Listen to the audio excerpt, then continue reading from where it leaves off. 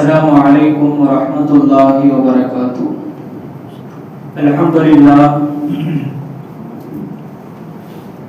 لله رب العالمين، نحمده ونصلي ونسلم على رسوله الكريم. أما بعد، فقد قال الله تعالى في القرآن الكريم والفرقان الحميد: بعد أعوذ بالله من الشيطان الرجيم، بسم الله الرحمن الرحيم. يا أيها الذين آمنوا اتقوا الله وكونوا مع الصادقين. صدق الله العلي العظيم. அளவற்ற அருளாளனும் நிகரற்ற அன்புடையனுமாகிய எல்லாம் வல்ல அல்லாஹ்வின் மீதே அனைத்து புகழும் உண்டாகட்டுமாகுக. சாந்தியும் சமாதானமும் எம்பெருமானார் முஸ்தபா ரசூலே கரீம் ஸல்லல்லாஹு அலைஹி வஸல்லம் அவர்கள் மீதும், அவர்களை பின்பற்றி வாழ்ந்து சென்ற உத்தம சத்திய சஹாபாக்கள், தாபிஈன்கள், தபா தாபிஈன்கள், நாதாக்கள், ஷுஹதாக்கள், அவுலியாக்கள், வலிமார்கள், இறைநேசர்கள், குறிப்பாக ஜும்ஆவுடைய நாளில் அமர்ந்திருக்கும் மேலும் அமர இருக்கும் நம் அனைவர்கள் மீதும் அல்லாஹ்வுடைய கொடான கோடி கிருபைகளும் கைருகளும் பரக்கத்துகளும், குறிப்பாக எல்லா விதமான நலவுகளும் என்றென்றும் நின்று நிலவட்டும் ஆகுக. ஆமீன். அல்ஹம்துலில்லாஹ். அல்லாஹ் ஸல்லல்லாஹு வ தஆலா புனிதமான ஜும்ஆவுடைய நாளில் புனிதமான அவனுடைய இல்லத்திலே, அவனுடைய வீட்டிலே அல்லாஹ் நம் அனைவர்களையும் ஒன்று கூட்டியது போல் நாளை மறுமையிலே ஜன்னத்துல் ஃபிர்தௌஸில் நாயகம் ஸல்லல்லாஹு அலைஹி வஸல்லம் அவர்களோடு ஒன்றாக இருக்கக்கூடிய ஒரு வாய்ப்பை அல்லாஹ் நம் அனைவர்களுக்கும் தந்தருள் புரிவானாக. அல்லாஹ் தஆலா வாழும் காலத்திலே எல்லா விதமான முசீபத்துகளையும் விட்டு நீங்கி, எல்லா விதமான சோதனைகளையும் விட்டு நீங்கி ஒரு சலாமத்தான, நிம்மதியான, நோயற்ற ஒரு வாழ்வை, பயமற்ற ஒரு வாழ்க்கையை அல்லாஹ் நம் அனைவர்களுக்கும் அமைத்து தந்தருள் புரிவானாக. மௌத்துடைய தருணத்திலே, சகராத்துடைய நேரத்திலே கலிமாவோடு, ஈமானோடு, இஹ்லாஸோடு, குறிப்பாக அல்லாஹ் ரசூலுடைய பொருத்தத்தோடு மரணிக்கும் நல் மௌத்தை அல்லாஹ் ஒட்டுமொத்த இஸ்லாமியர்களுக்கும் தந்தருள் புரிவானாக. ஆமீன். கண்ணியத்திற்குரிய அல்லாஹ்வின் நல்லடியார்களே, கனவான்களே, அல்லாஹ்வுடைய மாபெரும் கிருபையால புனிதமான ரபியுல் அவ்வலுடைய மாதத்தை முடித்துவிட்டு ரபியுல் ஆஹிருடைய மாதத்தை ஆரம்பம் செய்து இன்றைக்கு இரண்டாவது ஜும்ஆ அவையிலே அல்லாஹ் நம் அனைவர்களையும் ஒன்று கூட்டியுள்ளார்.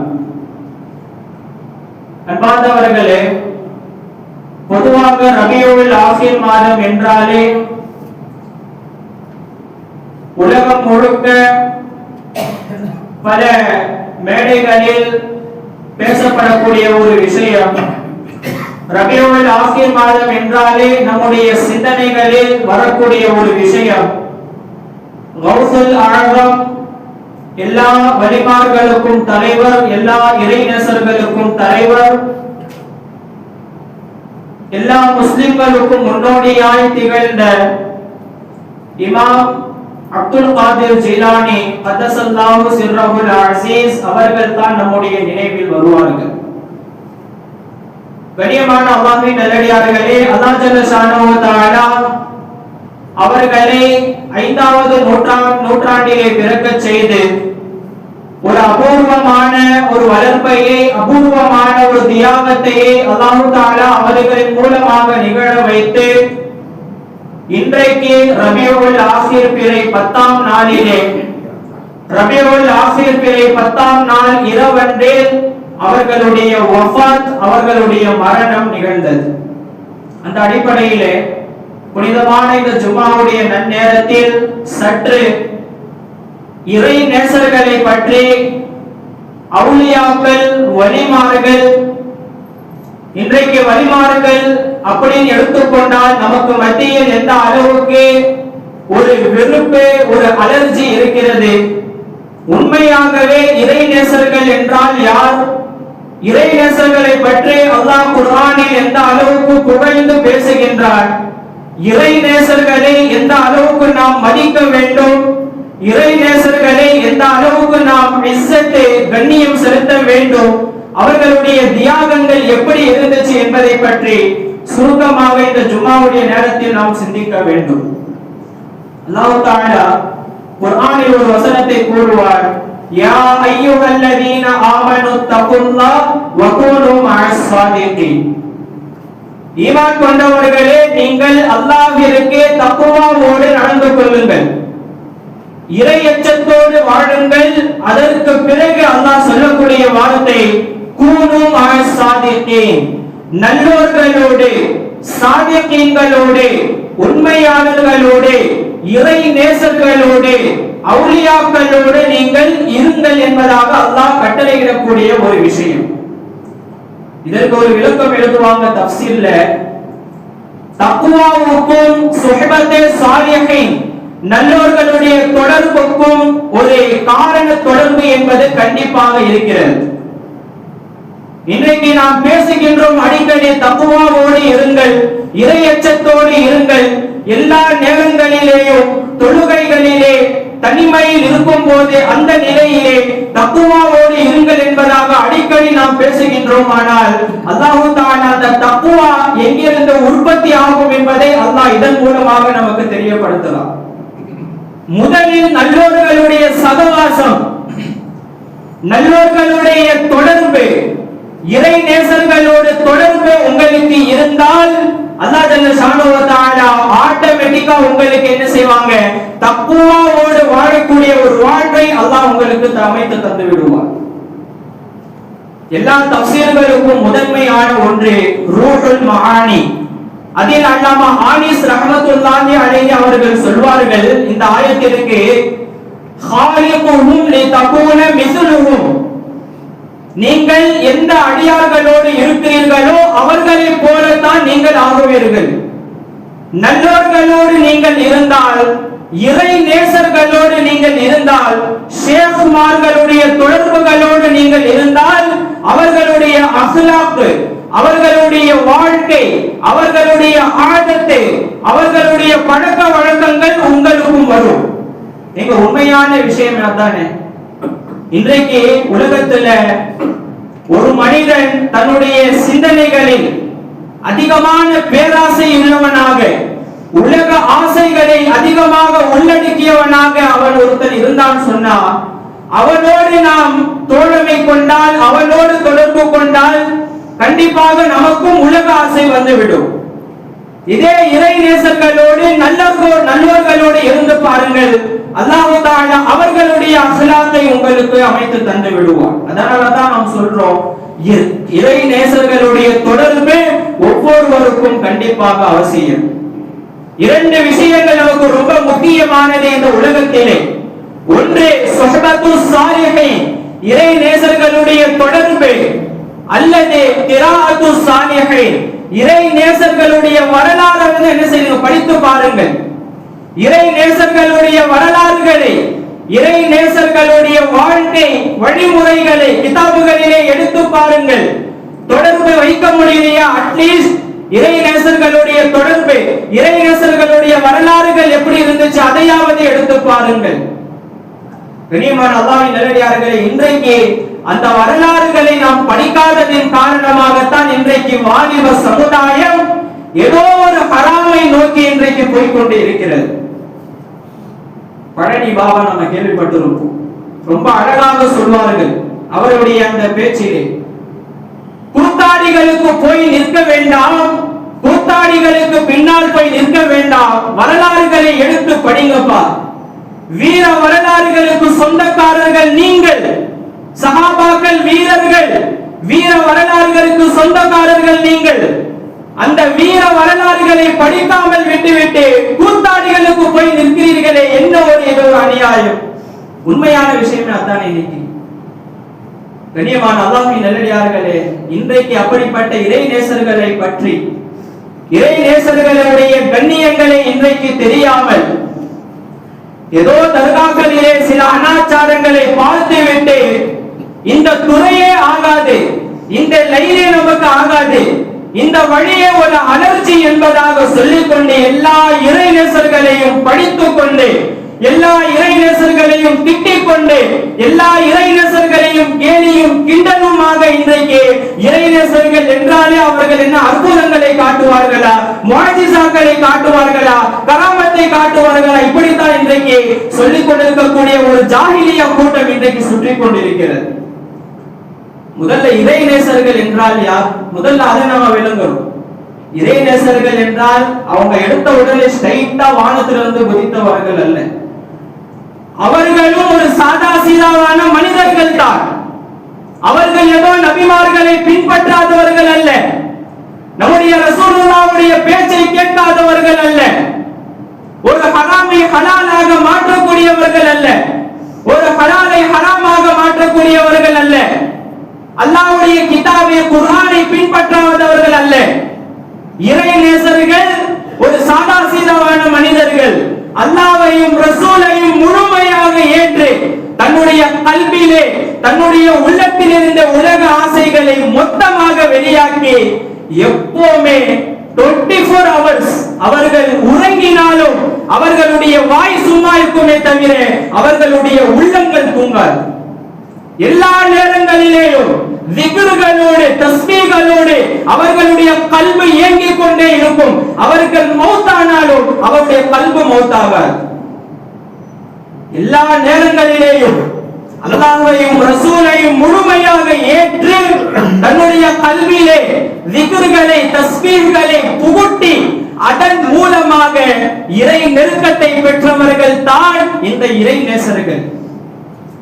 கணியத்திற்குரிய அல்லாஹ்வின் நல்லடியார்களே, இறை நேசர்கள் என்றாலே இறை நெருக்கத்தை பெற்றவர்கள், இறைவனோடு நண்பர்களாக ஆக்கிக் கொண்டவர்கள், இறைவனை தன்னோடு தோழமை கொண்டவர்கள் இறை நேசர்கள். இன்றைக்கு அதை விளங்காம அவுலியாக்கள் என்றாலே வலிமார்கள் என்றாலே அவர்களுடைய பேரை கேட்டாலே ஒரு அலர்ஜி மாதிரி இன்றைக்கு நமக்கு பரவிக்கொண்டு இருக்கிறது. அல்லாஹ் நம் அனைவர்களையும் பாதுகாப்பானாக. கணியத்திற்குரிய அல்லாஹ்வின் நல்லடியார்களே, நாம எவ்வளவுதான் முயற்சி செஞ்சாலும் இதற்கு பிறகு நபியாக நம்மால் ஆக முடியாது. நாம எவ்வளவுதான் முயற்சி செய்தாலும் இதற்கு பிறகு சஹாபாக்களாக ஆக முடியாது. ஆனா முயற்சி செய்தால் நீங்களாக இருக்கட்டும், நானாக இருக்கட்டும், கண்டிப்பாக இறை நேசர்களாக நம்மால் ஆக முடியும். நபியாக ஆக முடியாது, சஹாபாக்களாக ஆக முடியாது. ஆனால் நினைத்தால் யார் வேணாலும் அவுலியாவாக, வலியாக, இறை நெருக்கத்தை பெற்ற இறை நேசர்களாக நம்மால் ஆக முடியும் என்பதை நாம் மறந்துவிடக் கூடாது. இன்னைக்கு வலிமார்கள் என்றாலே அவர்கள் என்ன அற்புதங்களை காட்டக்கூடியவர்களா?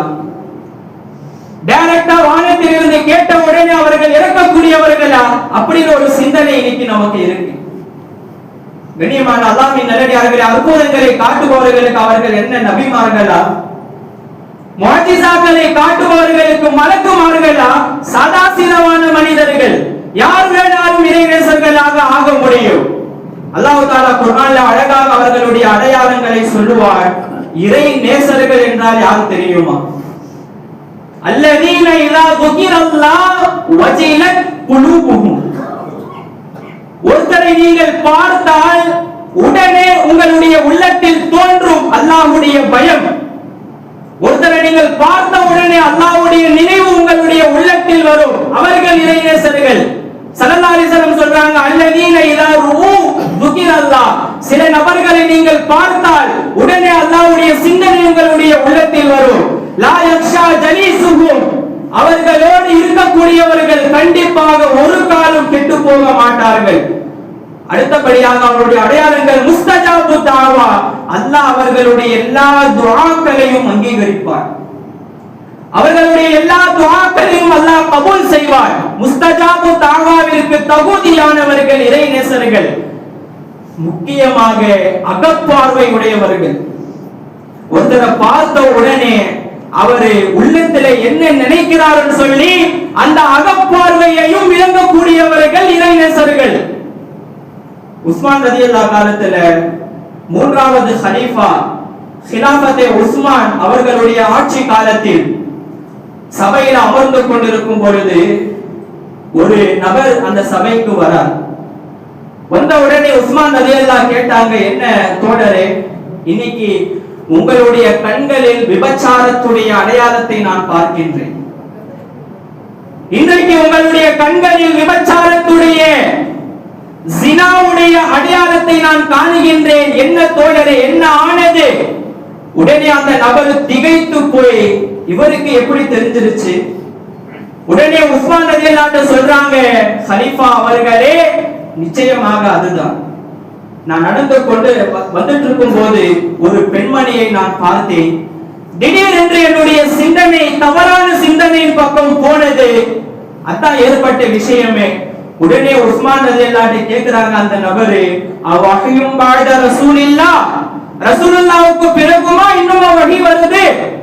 நான் நினைக்கக்கூடிய விஷயங்கள் உங்களுக்கு எப்படி தெரிஞ்சிருச்சு?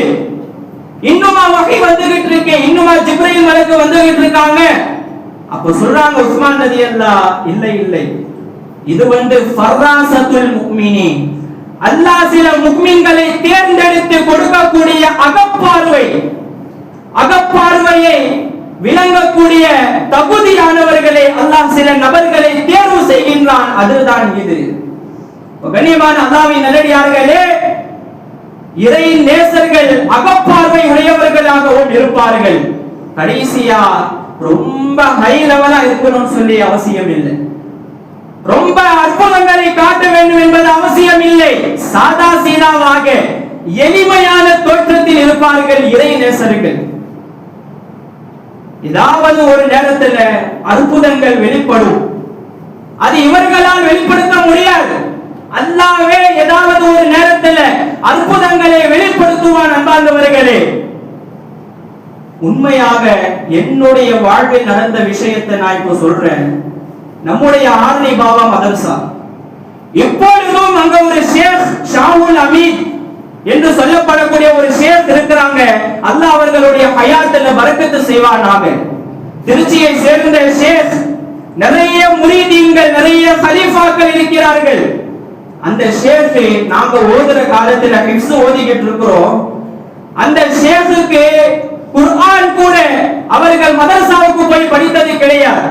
ஒரு ஹாஃபிஸ் இல்லை, ஆலிம் இல்லை, எதுவுமே இல்லை. அவர்கள் 10வது வயதிலேயே ஆன்மீக வழியில் போய்விட்டார்கள். திக்ருகளுடைய தஸ்பீகளுடைய வழியில் போய்விட்டார்கள். அவங்க ஒரு இடத்துல அமர்ந்து கொண்டிருப்பாங்க. நாங்க பள்ளிவாசல்ல உட்கார்ந்து என்ன செய்வோம், குர்ஆனை ஹிஃப்ஸுடைய காலத்தில் அந்த குர்ஆனுடைய பாடங்களை நான் பார்த்து கொண்டிருப்போம். உண்மையாகவே பார்த்த ஒரு விஷயம், யாராவது குர்ஆனை தவறாக மாற்றி ஓதிவிட்டால் உடனே அங்கிருந்து ஒரு சவுண்ட் வரும், குர்ஆனை பார்த்து ஓதுப்பா, அங்க இப்படி இருக்கு நீ இப்படி ஓதுற, அங்கிருந்து ஒரு சவுண்ட் வரும். இப்ப கண்ணியமான அல்லாஹ்வின் நல்லடியார்களே, ஏதாவது ஒரு நேரத்தில் இவர்களிடம் இருந்து அல்லாஹ் ஒரு கராமத்துகளை, அற்புதங்களை அல்லாஹ் வெளிப்படுத்துவார்.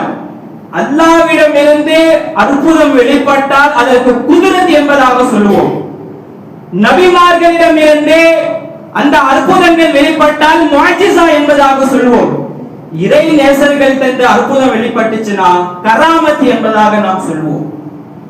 கண்ணியமான அல்லாஹ்வின் நல்லடியார்களே, இறை நேசர்கள் அப்படிப்பட்ட வழிமார்களை இன்றைக்கு புரியாம ஏதோ வாயில் வந்தபடி வெறுப்பான வார்த்தைகளை கொண்டு இன்னைக்கு திட்டிக் கொண்டு வாலிபர்களுடைய உள்ளத்திலே ஒரு வெறுப்பையை உண்டாக்கி கொண்டு இன்றைக்கு வாலிபர்கள் ஹராமான பாதையை நோக்கி போகும் அளவிற்கு இன்றைக்கு உருவாக்கி கொண்டு இருக்கிறார்கள்.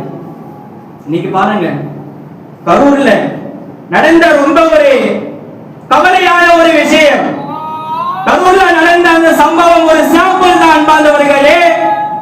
ஏதோ ஒரு இஸ்லாத்துக்கு பெரிய ஜிஹாது செய்தவ மாதிரி, இஸ்லாத்துக்காக ஏதோ பெரிய தியாகத்தை செஞ்ச மாதிரி, ஏதோ நம்முடைய ரசூலுல்லாஹ்வையே மிஞ்சிய மாதிரி இன்னைக்கு இஸ்லாமிய வாலிபர்கள் உட்பட, இஸ்லாமிய வாலிப பெண்கள் உட்பட இணையதளங்களை நம்ம பார்க்கிறோம்.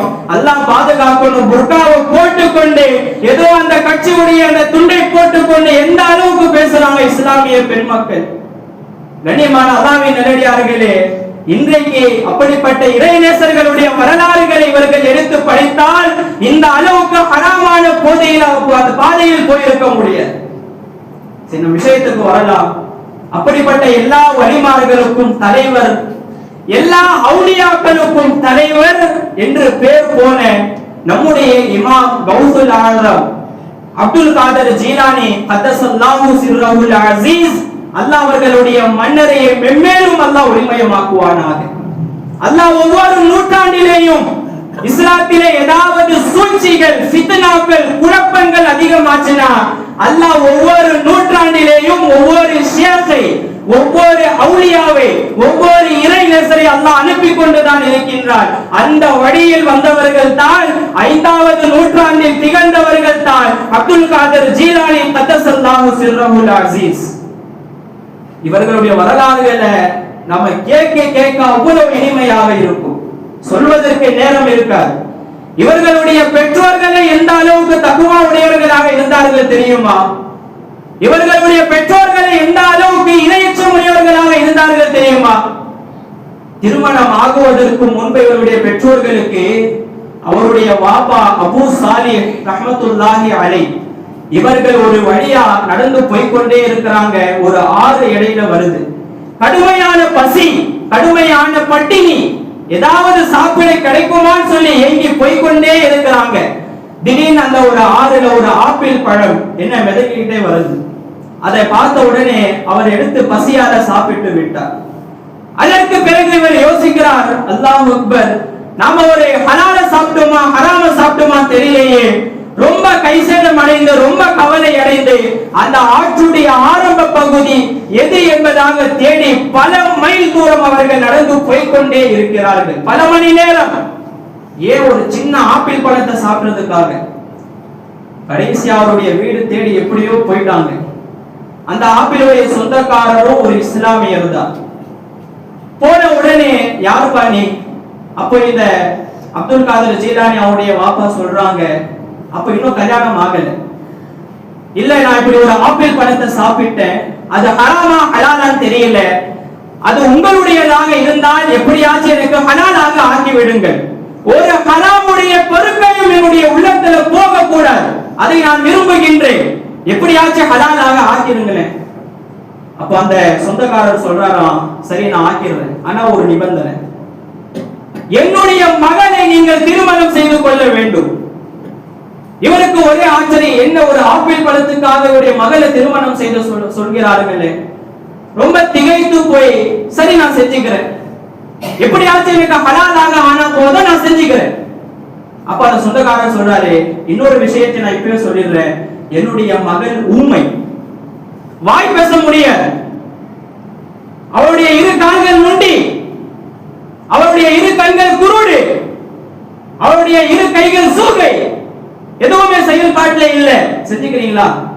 உடனே சொன்னார்கள் யோசிக்காமல், எனக்கு ஹலாலாக ஆன போதும் நான் திருமணம் செஞ்சுக்கிறேன். திருமணம் செஞ்சு முடிக்கிறாங்க. அவருடைய மனைவியை பார்க்கிறார்கள் திரையை திறந்து. அல்லாஹ் அக்பர், அவ்வளவு அற்புதமான தோற்றமுடையவர்கள், அவ்வளவு அழகான தோற்றமுடையவர்கள், நல்லா பேசுறாங்க, நல்லா நடக்கிறாங்க, நல்ல கைகள் நல்லா இருக்கு, கண்கள் நல்லா இருக்கு. கேக்குறாங்க, அம்மா என்ன உங்களுடைய வாப்பா இப்படி சொன்னாங்களே, ஏன் பொய் சொல்லணும்? அப்ப சொல்றாங்க, இல்ல இல்ல, எங்களுடைய தந்தை உண்மையாதான் சொன்னாங்க. என்ன உண்மை? என்னுடைய கண்கள் ஹராமானவற்றை பார்ப்பதை விட்டும் குருடு, ஹராமானவற்றை பார்க்காது. என்னுடைய வாய் ஹராமானவற்றை பேசாது, அதை விட்டும் என்னுடைய வாய் ஊமை. என்னுடைய கைகள் ஹராமானவற்றை தொடாது, அதை விட்டும் என்னுடைய கைகள் சூகை.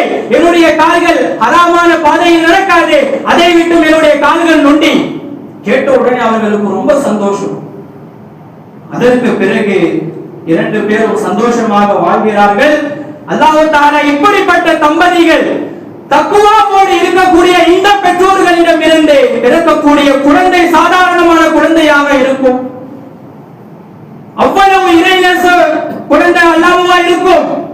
இந்த 2 தம்பதியின் மூலமாக அல்லாஹ் ஜல்லஷானஹு வ தஆலா 5வது நூற்றாண்டிலே எல்லா முஸ்லிம்களுக்கும் முன்னோடியாய் ஒரு அற்புத படைப்பாய் அல்லாஹ் ஜல்ல ஷானஹு வ தஆலா அப்துல் காதர் ஜீலானி கத்தஸல்லாஹு சிர்ரஹுல் அஸீஸ் அவர்களை பிறக்கச் செய்கின்றார். பிறந்த பிறகு தந்தை சிறிது காலம் உயிரோடு இருக்கிறார்கள், பிறகு வஃபாத் ஆயிடுறாங்க.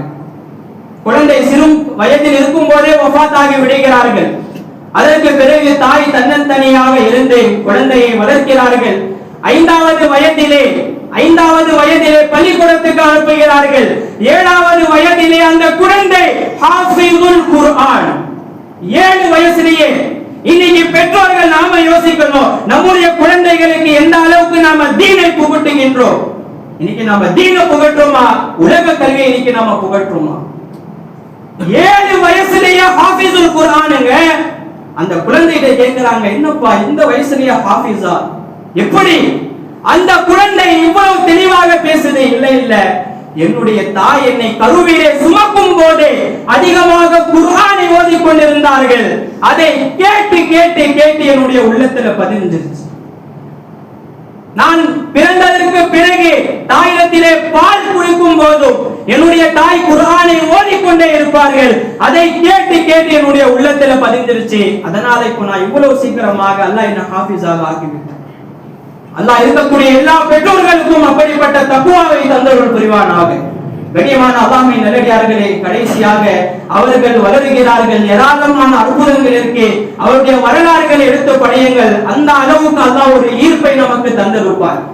7வது வயசிலேயே ஒரு பெரும் கூட்டம் அவர்களுடைய கரத்தை பிடித்து பல நூற்றுக்கணக்கான நபர்கள் இஸ்லாத்தை தழுவிக் கொண்டார்கள். பெரிய நீண்ட வரலாறு.